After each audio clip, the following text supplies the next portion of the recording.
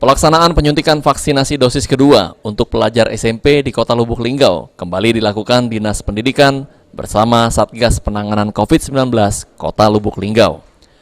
Dinas Pendidikan Kota Lubuk Linggau sendiri menargetkan dalam berjalannya proses pembelajaran tatap muka, diharapkan seluruh pelajar di Lubuk Linggau sudah divaksinasi agar pelaksanaan pembelajaran tatap muka tidak ada lagi kendala. Dari pantauan tim liputan PAL TV, di SMP Negeri 2 Kota Lubuk Linggau, pada hari pertama sebanyak 121 siswa yang mengikuti vaksinasi dosis kedua.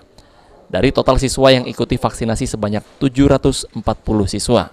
Vaksinasi kedua ini setelah kita yang pertama tanggal 4 ya Bu ya, tanggal 4 September 2021 dan kita ini vaksin kedua yang tanggal 4. Jadi jumlah vaksin yang harus kita laksanakan hari ini kita selesaikan berjumlah 121, benar nggak Bu?